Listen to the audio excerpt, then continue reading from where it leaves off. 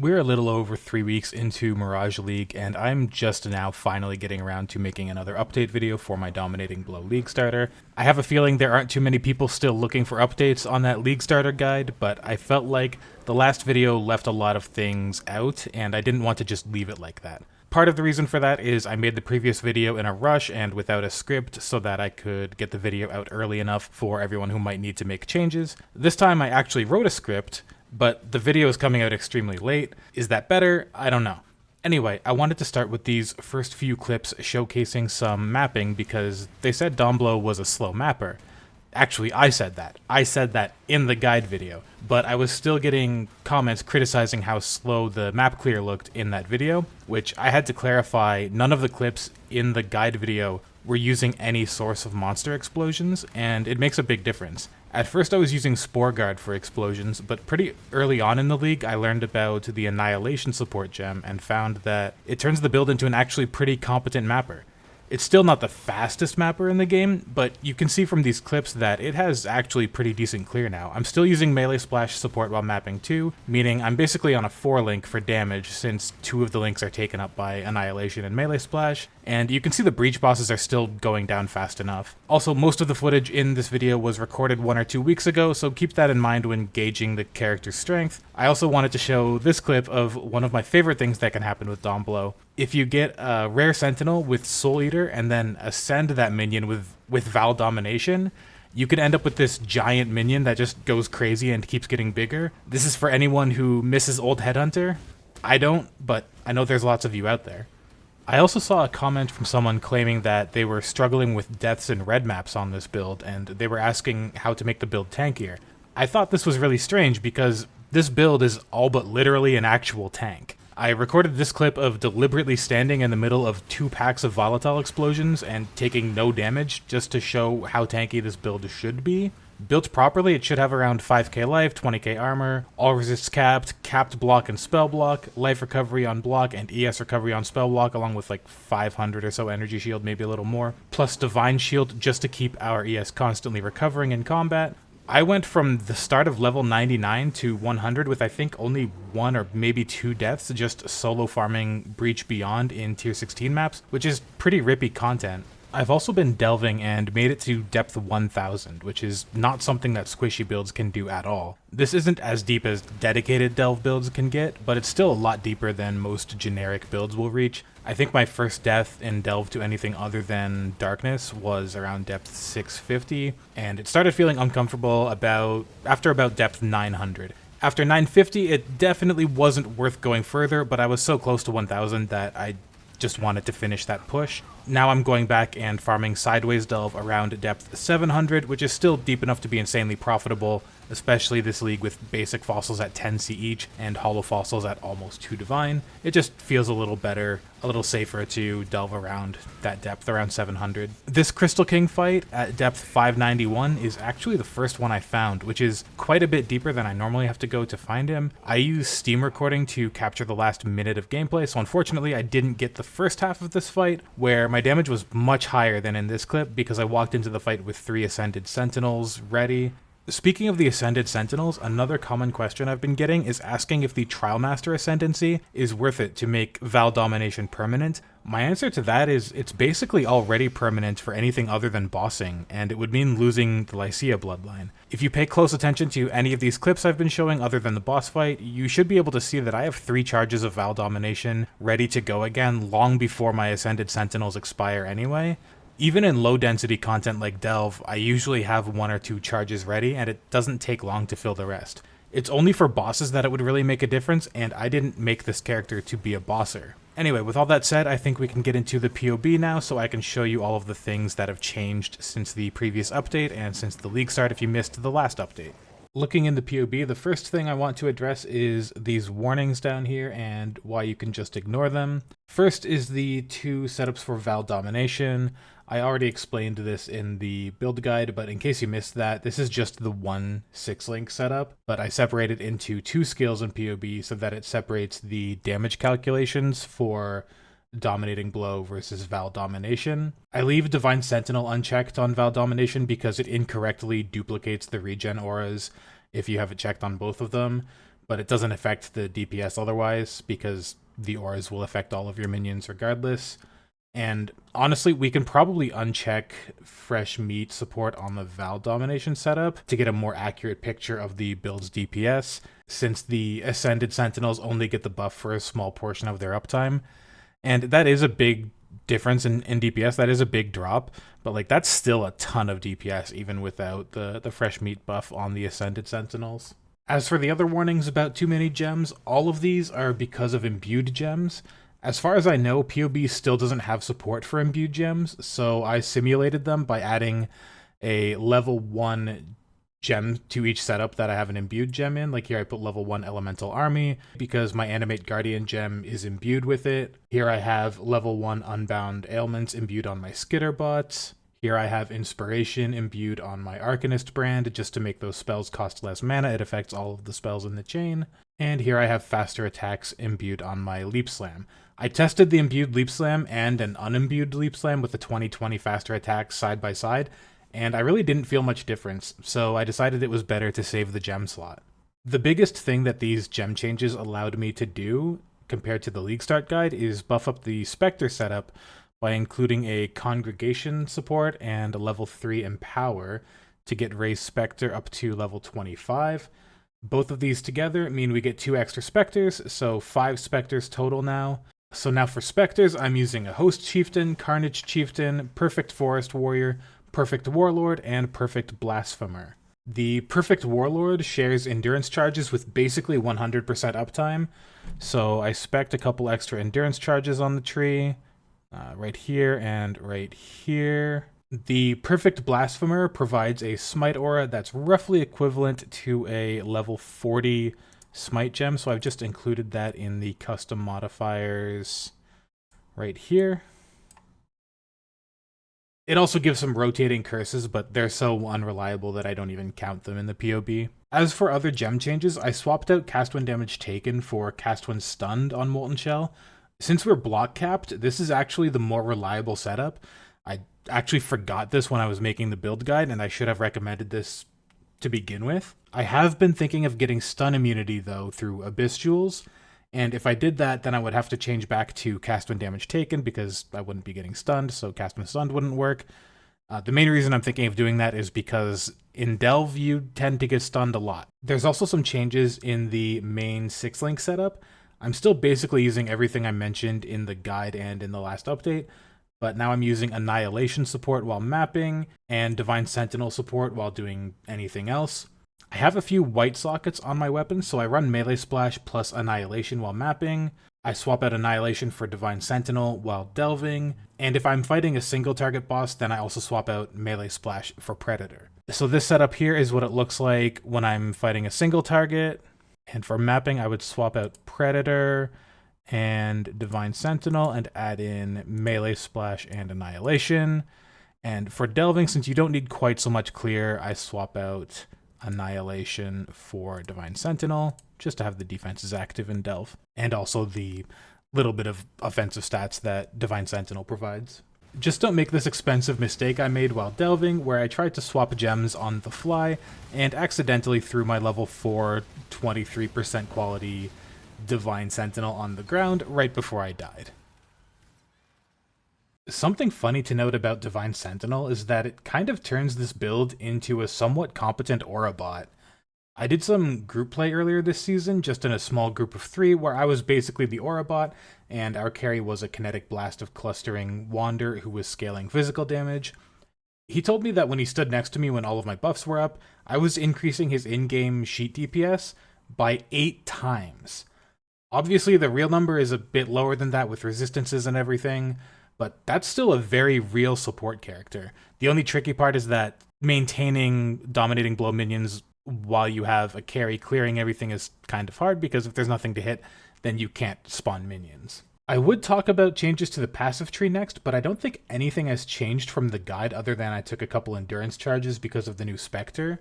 I also took some max resistance points here since I decided not to go with the large cluster jewel idea and had some points to spare. There are also some changes to jewels, but that has more to do with gear, so let's get into the gear changes.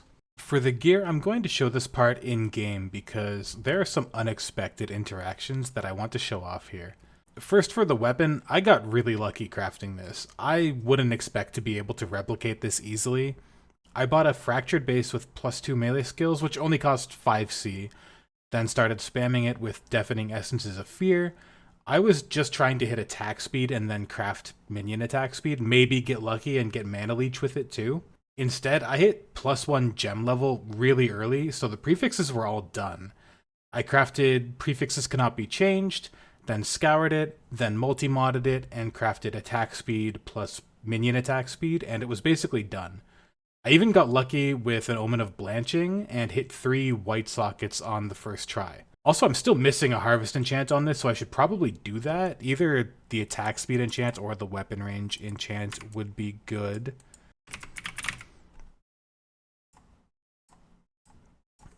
There, now it has the range enchant, because the damage on it doesn't matter. The helmet was another insanely lucky craft. I wanted to try fracturing a +2 minion mod on a good base, but all of the divine crowns with the mod were too expensive for my taste at the time, even with no other good mods on them. So I settled for buying paladin crowns with the mod and throwing fracturing orbs at them, and I hit on my second try. Technically, I wasted 1 divine buying an influenced base for 2 divine, forgetting that I couldn't fracture it, and then sold it back to the market for 1 divine. After I hit the fracture, I just spammed loathing essences until I hit something good, and ended up with something much better than I expected, then crafted the Eldritch implicits to finish it.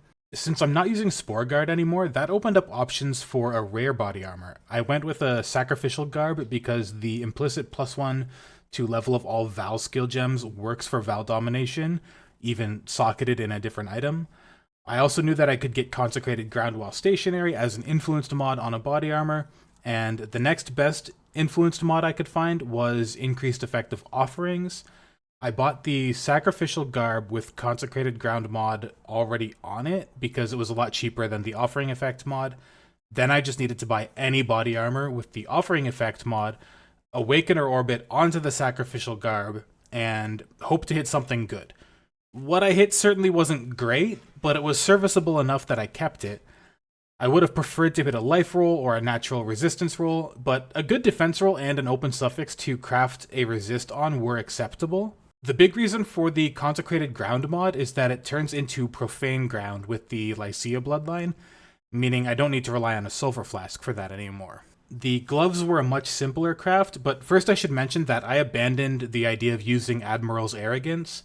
Sometime during the first or second week of the league, they spiked in price overnight from 15 divine to 50 divine, and it just wasn't worth considering as an option anymore. It was more cost effective to get the gem levels I could have got from them elsewhere. On the bright side, that opened up getting some defensive stats from my gloves, plus Intimidate on hit. I bought a base with a perfect Fractured Chaos Resist roll, and just spammed another resistance essence at it until I hit something good, then rolled Eldritch mods. You could instead buy a Fractured Elemental Resist here and spam Essences of Dread for Chaos Resist. That way the base would probably be cheaper, but the essences would be more expensive. For reference, the base I used cost 10 divine, but that was a couple weeks ago. They could be more expensive or cheaper now, I'm not sure. Boots were a similar story. I bought a perfect movement speed fracture on a good base, but this time I badly needed dexterity to use all of my gear and gems, so I spammed whichever essence gives dexterity, I'm not sure, until I hit something good. It's usually not good to craft this way because movement speed is a prefix and dexterity is a suffix, and it's a lot easier to finish one side of the item first, especially on Eldritch influenced items, which you can easily re-roll one side of the item with Eldritch annuls. Speaking of Eldritch annuls, I forgot those existed for a while, and my gloves and maybe 1 or 2 other items, maybe the boots or helmet, were a lot worse until I remembered that and went back and fixed them. I'm pretty sure I have clips of those recorded, so I'll include those right here if I have them. Okay, I'm back to finish crafting my helmet because I realized that I forgot that Eldritch annuls exist, and I can fix the prefixes on this. Anytime you're crafting an item with Exarch and Eater implicits, you can always fix the prefixes or the suffixes. You're basically never locked out as long as you have one of them at a higher rank for the implicit than the other. Right now they're both the same rank, they're both grand, so I have to brick one of these. I need to remove prefixes, so if I look at an Eldritch annul, I need Searing Exarch Dominant, so I need to brick this Eater of Worlds Implicit, which is fine. The Eldritch Implicits are really easy to get back, so I can just take this off for now, take the gems out because I don't know if it'll let me craft on them with the gems in, and I can just throw any Ichor at it, just reduce the rank of the Eater of Worlds Implicit, and now I can use Eldritch Annuls to remove these bad prefixes. I don't have to worry about the Fractured minion skills going away because it can't. I just don't want that mana or that Armor ES roll. The Armor ES roll is not bad, especially on such a good base, but I want to for sure get rid of the mana because ideally I want to put life on this. Actually, what I could do is if it hits the Armor ES first, is I can just Exalted Slam it and see if it hits life, because mana being on there is kind of ideal for an Exalted Slam because then it makes life a little bit more likely to roll, because mana is, I think, the second most likely prefix to roll. So I will just Eldritch Annul this. Okay, got rid of the mana.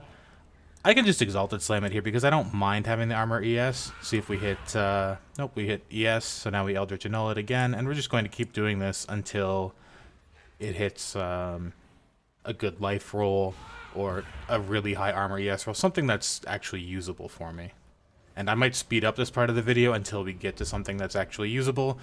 Basically, the suffixes that are quite good already, the Mana Reservation, the Tier 1 Lightning Resist, the Tier 2 Cold Resist, I'm fine with those. I don't want those to change at all, so I'm just going to keep re-rolling these prefixes with Eldritch Annuls and then Exalted until I have something that's actually good, and we'll skip ahead to the final product after that's done. And just stopping here for a sec to show that I did craft mana on this because it had 2 empty prefixes, so now with the crafted mana on it, it is more likely to hit life, and I'm just going to Exalted Slam it. Same as before, if it hits life, great. If not, then we keep going. Okay, it hit life, but it was a hybrid life roll, so now I'm going to remove the crafted mana and then Exalted Slam it again, and keep going as is like that. And I just got insanely lucky and hit a pretty high tier life roll. I think I keep that. That's it is a tier 4 life, which is not the best, but I think I can settle with that for now, because with the tier 4 life and the hybrid tier 2 armor, or tier 2 life armor, that is pretty good and definitely a lot better than it was before, for me anyway, because I'm mainly a life build. There's a chance I keep rolling this, but for now I'm going to settle here, and this is what's going to be in my POB, I think. I bought my replica Dragonfang's flight during the first week when it was about 20 divine, even though I knew the value would eventually crater. Like, there's one for 10C now, 50C, 55C. It was just too much character power to pass up though, so I wanted it early. The only viable replacement to this would be Bone Meld, which isn't as good and presents a resistance problem that would need to be solved. For rings, I think I just bought this first ring, at least I don't remember crafting it. I just made sure to buy a ring with an open prefix so I could craft minus mana costs. For my second ring, I still needed to fit Mana Leech into my build since I didn't get it on my weapon or gloves, and it needs to be somewhere. I bought a bone ring with Fractured Mana Leech, which was a dirt cheap base because basically no one is looking for Mana Leech on a bone ring. I crafted this one with fossils using the 2 fossil resonator with I think a bound fossil and a shuddering fossil. Pristine fossil probably would have been the next one to add if I did a 3 socket resonator. It took about 20 tries to hit this ring, so it wasn't cheap. And the minion attack speed is really low, but it had an open prefix and an open suffix, so I could beastcraft Aspect of the Spider onto it, and then benchcraft minus mana costs, and call it done. I bought a 100% Darkness Enthroned pretty early, so they were still expensive, but I think the existence of higher rolled belts from Volatile Val Orbs brought down the price of the 100%ers a bit. I think it was about 15 divine when I bought it. They're probably a lot cheaper now. I bought both of the Abystials to put in it. I just looked for generically good stats for the build and made sure one of them had 50% chance to avoid being shocked, which the belt would double to 100, and then a Storm Shroud Jewel would turn that into full ailment immunity. I don't think my flasks have changed at all since the previous update, and they are basically what's in the guide, so I'm just going to skip over them. This rare jewel, I just looked for something with life, chaos resistance, and corrupting blood immunity. It didn't matter what else was on it. I think it cost 1 or 2 divine. I could probably upgrade this to something better. I'm using an intuitive leap down here on the tree because it's really efficient when picking up this endurance charge and these 2 life notables. I've upgraded the Cluster Jewel since the last update and now has both Blessed Rebirth and Life from Death, so I could drop the Minion Defense Mastery. Unfortunately, the other stats on this are still pretty bad, so this could still be upgraded, but it doesn't really make a difference because it's only the one passive point that would change. And I left talking about the Forbidden Flame and Forbidden Flesh combo for last because this is where things get weird. So remember how I crafted this body armor with Consecrated Ground? At first I thought this was going to save me from needing the Forbidden Jewel combo, plus the Consecrated Ground from this Forbidden Jewel combo is tiny. So I put on the new body armor and noticed that the Consecrated Ground, or rather Profane Ground from it, was huge. Great. So now let's take out the jewels and... oh, that's weird. It's tiny again. This means that the AoE of Consecrated Ground while stationary modifiers actually stacks with itself. I had no idea Consecrated Ground worked like this. In theory, I could still remove the jewels and free up 2 jewel slots worth of stats and just live with the smaller Profane Ground, but in practice, having that huge coverage of Profane Ground feels really good, so I've just stuck with it. I guess the actual last piece of gear to talk about, sort of gear, is I've tattooed a bit of fire resistance and chaos resistance on the tree, just because I was a little short without having the Divine Sentinel auras. I could still tattoo more of the strength nodes, but there aren't many options that would make a big difference other than maybe life regen. I can't tattoo any more intelligence nodes because I wouldn't hit the requirements to use my gems anymore. So there you have it. I think that's absolutely every change I've made to the character since the build guide.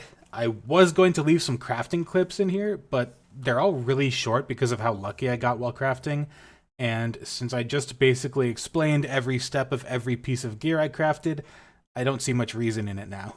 Instead, I'm just going to leave some clips of the lucky drops I had this season, some funny, unlucky things that happened, and then just talk about the league as a whole. Most of my wealth in this game normally comes from steady farming of reliable currency. I've had no shortage of very lucky drops in the past, but this league has just been something unreal. On day 5 or 6 of the league, I had a Squire drop. I was in disbelief and had to double take a couple times before I believed it. Like, that was just a corrupted oppressor or something, because they look so similar. The Squire was pretty badly rolled, so I spent a couple divines rolling it and hit a near perfect one, which sold for 24 divine. I haven't really been focusing on King's March at all this season, but I've been sending crop quotas just for a shot at the uniques, and sure enough, I pulled in the Indus Stand belt, which sold for 22 divine. I always open my Valdo's puzzle boxes after in Settlers League I had a Mage Blood and a Headhunter from them, but normally it takes a lot of duds before I hit anything. Not this league, though. I think maybe my 3rd or 4th box that I opened had a Progenesis in it, which sold for 60 divine. Then literally the next day, I opened a puzzle box with a Nemesis in it, which sold for 110 divine. And then sometime later, I had an Unnatural Instinct drop, which isn't exactly the same kind of currency hit, but it's still an extremely rare item that felt nice to find. Now, on the other side of the coin for unlucky things, I just have a couple quick funny clips. First, there's this one where I full cleared a map with literally 0 monsters remaining, and was only 400,000 experience short of level 100. Then there's this one where I got baited by my own loot filter. Those loot filter sounds and the Brothers div card made me think I just had 20 divine drop, but it was actually just 20 exalted and I hadn't updated my loot filter yet. Now for the league as a whole. This is kind of the reason it's taken this video so long to come out, because I've kind of felt done with the league for a while. I found this league pretty underwhelming, especially compared to Keepers, which was the best league of all time to me. Don't get me wrong, I like all the deliberate mechanical changes to the game this league. The problem is that the game doesn't function. For the first few days of this league, many players, including myself, couldn't even click on loot on the ground, so what good were loot buffs? For this entire league, my loading screens have been at least 10 times longer than they were last league. Every town and every hideout, including my own, has a minimum 15-second loading screen, which has normally been 1 to 2 seconds for me in the past. combined with extremely delayed drops in some boss encounters, and I have to wait for it multiple times going back and forth. Then further compound that with every map having a Mirage loading screen, which is just as slow. Server latency issues have been frequent and severe this league. The Canada East gateway was completely unusable for several days, and I've had numerous crashes this league, including immediately after stability hotfixes. Meanwhile, in Keepers last league, I had 0 crashes the entire season, and I played that season for 2.5 months, and we're only a little over 3 weeks into this season. And also, during Keepers, had minimal, if any, server issues the whole time. It all adds up to something that is just barely shy of untenable this league. I want to play this game, but the game doesn't want me to play. Also, this is a much less serious issue, but this bug where Maven spawns outside the Mesa boss arena for destructive play has existed since at least last season, and I have proof. Anyway, don't let me bring you down if you're having fun. I know this league is popular, and I'm happy for everyone who is enjoying it. I just want to make sure it is known that there are very real problems with the game right now, so that they might actually get fixed.